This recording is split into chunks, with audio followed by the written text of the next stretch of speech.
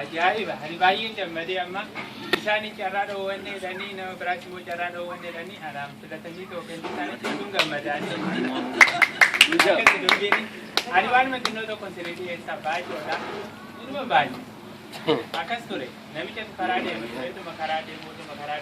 itti dhiite itti dhiinnaan iddoo tokkotti goreetoo na bushaalee kadhata malee waaqaatiin bulaa jedhuuni.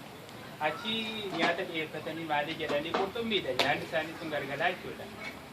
Jarri kun nyaatanii jala kaanii inni jedhanii ofii isaanii warra abbaa manaa gurguddaa fudhatan qurxummii. Isaaf immoo ishii xinnoo kennanii. Kenninaaf namichi inni keessummichi gurratti qabate qurxummitti.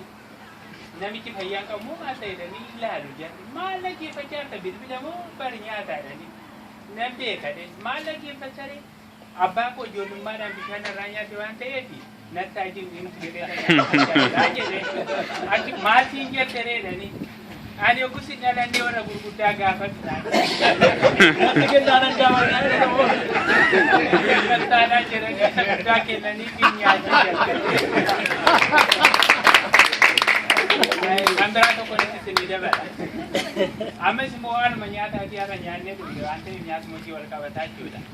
Amma galgalaa nyaatanii irbaata isaanii jedhanii abbaa manaa fi ijoolleedha guddaadha jechuudha. Nyaatanii kana sin jedhanii erga raawwatanii booda haati manaa ammas marqaa marquu godhasi. Harmee maal taati silaa nyaata'u nyaanne maaliin marqita harmee marqaa kanaa jedhee gaafata mucaan. Eeni ganama nyaachuu fi abbaa keetii si keessaa nama abjuu gaarii abjootee bulleetu nyaata ganamaa jettiin. Akka saanaan duubaan kun soofaa uumeenni jedhee rafanii gara irribaa deemanii jiru. Mucaan ganama dombarii jechuudha. Halkaniin ka'eetoo wala darbee marqaan sun nyaatee tokkedha.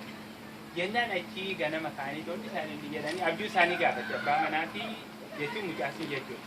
Abbaan manaa abjuu isaanii abjuun koo akkas ture jedha. Maal ture jennaan Ameerikaa keessa bullee anii fi ati jedhaan haadha manaati. Achumaan mucaa immoo gaafate. Anko abjuun koo ajaa'iba ture hattuun odoo marqaa sun nyaachaa jirtu marqaa sun jettee kanan argee jedha. Gurbaa odoo jirtu akkamitti maal waamuu diddeeku sun jettiin sin Ameerikaa jirtu kaa'aa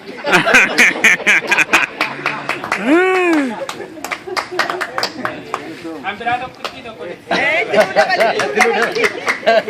akkas ture tokkommoo mucaanii soba hedduu soba gurbaan kun haati gorsitii soba kanarraa adaban kana sin jetteeto ni gorsitii dhaga'uu dide gurbaan kun achi gorsitee raawwattee kana sin jettee bakka sobni baay'ee nama bokoksuu keessa dabarsee nama dhiyootaa jette gurbaan kun wanni jedheeto bakka waan godhu wallaalee niitiin wallaa dhufteeto gandasa isaanii sun jechuudha keessumminattii dhufteeto jetteeto dhuftee seensisanii hojii jedhanii ishiin buna danfisuwaati gola seentee jechuudha.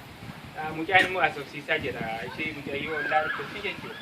Asofsiisaa jira ulfaniitiin sun immoo ishiin wallaa sun jechuudha. Garaa kee kana waan akkana si godhe beekaadha mucaan. Maal akkamitti godhannaa? Soba akkamitti si bokkokseedhe. Odoo bubbusee boqorii dhootayyuu jedhee. Akkas ture galatooma.